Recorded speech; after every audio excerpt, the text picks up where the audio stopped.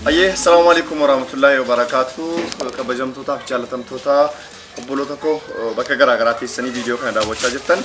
Harri Ramadana soddoma isa dhumaati jechaadha. Akkuma yaadatan dheengadde jechaadha. Namoota harka qalleeyyii fi jaartolii dubartoota ilmaan yatiima guddisan midhaanii fi wantoota tokko hoolota illee qallee kennaafi turre yeroos waan sana goonutti jechaadha. Akkuma viidiyoon kaleessaa maxxansinetti jechaadha. Namoonni 40 ol haadholiin 40 ol bu'aa turani ta'anii kunoo nuti waan sooma kanaan hiiknu hin qabnu waa tokko lafaan qabnu jennaan sagantaa zakaatul fitrii arra ba'u keessatti jechaadha. Waan qabnu walitti daddaballee jechaadha. Boloonni koo biyya garaa garaa teessanii deeggarsa kanarratti hirmaattan namoonni muraasni jirtu. Kaan ofumaa keenyaatti daddaballee hoolaa 5 binneerra midhaanis daakisnee jirra jechaadha. Sagantaa zakaatul fitrii arra soomana soddoma jechaadha. Arra kan kennu ta'a galatoomaa ulfaadha.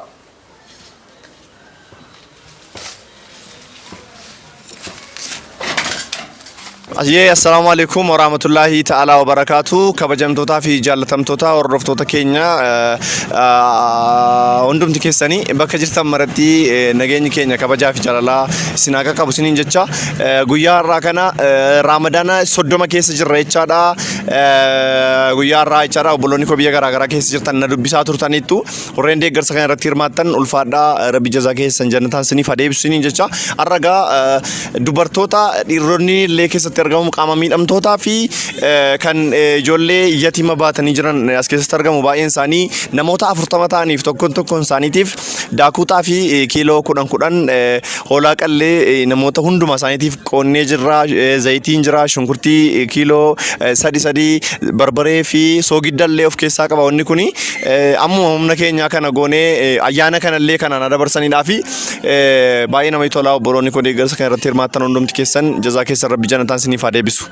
Sagantaan kun sagantaa zakaa kennuu irra jirra. Maqaan koo ani Abdi Getachew Abbabeen jedhama.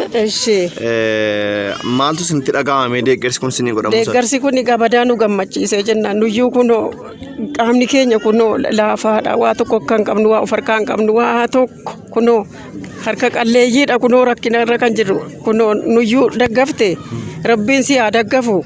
Bareedduu jette baakoo gurbaa baroorra jirta rabbiin si haa daggafu. Amma siifa dabalu siifa kennu iddoo hidhate siifa guutu.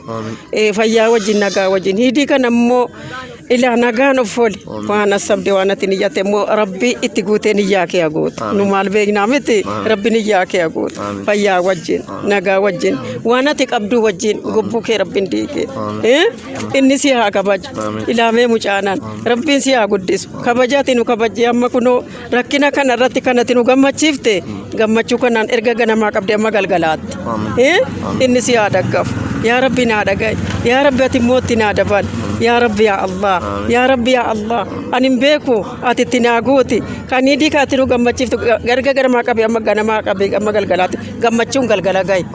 Ebboo bismillaahi ani beeku yaa rabbi ati mootti naa guuti. Allahumma salli ala sayyidina Muhammad wa ala ali sayyidi. Meega arra wanni kun naa godhama jettanii yaaddaniitu sin? Yaanne wallaahi yaanne. Yaaddaniitu? Yaanne wallaahi yaanne. Rabbi yaadannoo siifa kennu. Amiin. Umurii dheerina siifa kennu. Amiin. Diinii duuni haa siifa kennu. Hamma ardiin taa'e si haa teessisu. Hamma samiin taa'e rabbi si haa teessisu. Umuriin kee immoo umurii arraagessaa haa ta'u.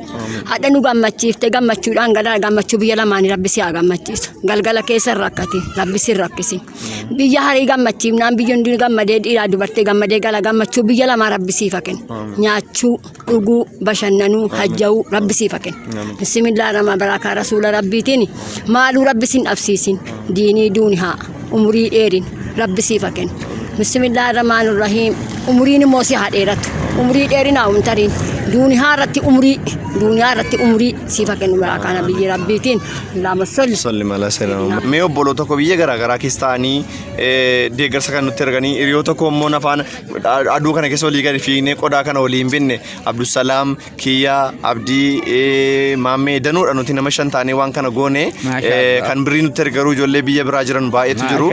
Mee du'aa inaa kadhaafi mee hunduma keenya. Umrii dhabee rabbiin bakkan. Amiin. Umrii dheerina. Amiin. Ata boonye bar. Ankeetini qaata. Umrii qabina ijoolleen keenya ammaa umrii dheerina. Kan kanatti gadi ilmoo namaatti hundinuu bar. Kan kanatti gadi isaam umrii keenya dheerina. Umurii dheerina. Kunin duuni baay'ee namaati bar. Hundumaa umurii isaa rabbi dheeree si fakkeen. Jireenya guddaa si fakkeen. Inni kana sabi guutuu si fakkeen gurbaa. Taa nyaadhu. Umuriin kee dheeratu. Guddina si fakkeen. Caalaa si fakkeen. Ilmoo dheerina guddaa jireenya hundaan kana nu buuse nu kennu dheerina sammuu isa qabanneerra. Ol qabanneerra boo keenya. Umurii dheerina ijoollee keenya biyya keenya boo umurii dheerina abbaa kennuufi umurii abbaa kennuufi. Boyna bakka. Asaasin hin nyaalu qopha. Abshir bakka. Boyna bakka. Boyna abshira. Kumulla. Egaa gaati. Kana hunda keessa amri islaamaa sina baasu. Iddoo kun memore barakaa buusu. Nu jiraanne isin jiraatanii nama gammadu rabbinu haa godhu. Nama gammadu rabbinu haa godhu. Laafiraa rabbi si fakkin.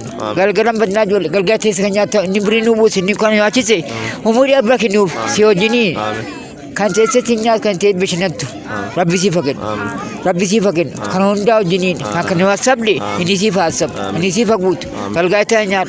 Abbaa umurii kee bireessu. Lugamni kun si faasa gurbaa. Inni kan si faguudatu boo umurii dheerina biraamatti kana marraa. Alhamdulillah rabbil alamin Allahumma salli. Salli maala sayyidina Muhammad. Egaan akkuma hordofaa jirtan jechaadha.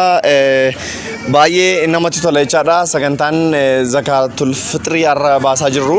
Kan asitti argamu namoota 40 humna keenya jechaadha. Tokkoon isaaniitiif jechaadha daakuu kiiloo 10 fi zayitii liitira tokko shunkurtii barbaree fi soogidoo of keessaa qaba. Kana malees lafti ayyaana waan ta'eef amma humna keenya oolota shanqallee foon amma humna keenya waliin geenye irratti waliin caalchisin qixxee waliin geenye jirra. Alhamdulillah rabbil alamin. Bolonni ko biyya garaagaraa keessatti deeggarsa kana irratti hirmaatan hundumti keessan rabbi sadaqaatti isiniif haa kaa'u jazaa keessan rabbi jannataan isiniif haa deebisu ulfaadhaa isiniin jechuun barbaada. Egaan yaada yoo qabaattan gaaffii yoo qabaattan komii yoo qabaattan karaa komentii yookaan karaa keessoo akkana barreessan yookaan immoo karaa lakkoofsa bilbila kiyyaa karaa waatsaappii karaa teelegiraamii akkana qunnamtan gamanoomaan si yaadachiisuun barbaada. Dhuma irratti immoo viidiyoo kana ilaaltanii yeroo xumurtan yuutuubii koo sabskiraayib gochuu hin dagatinaa. Sabskiraayib gochuun na jajjabeessaan isiniin jechuu barbaada. An obboleessa keessan Abdii Getachew Abbabeen ture ulfaadhaa galatooma. Akkuma agartan kunoo haadholiin obboloonni koo akkoo kan ta'an as keessa jiru baay'ee namatti tola. Alhamdulillah rabbil alamin. Deeggarsa amma humna keenya goonee jirra. Obboloonni koo biyya garaagaraa keessanii hin xiqqaate yeroo biraa daballa maal naan jettan lakkii xiqqaa miti kun qacceen wal gargaartee harbeeydi akka jedhamu garuu birrii 10 walitti buusnee nama kanaaf kan goonu baay'ee waan olaanaa qaba. Nama gargaaruuf immoo nama ta'uun qofti gahaadha. Namoonni baay'een deeggarsa kana irratti hirmaatan hundumti keessan jazaa keessan rabbii isinirraa jaalatu. Ana osoo hin taane garaan beela'ee nyaat isin haa eebbisu. Ulfaadhaa galatoomaa isiniin jedhu.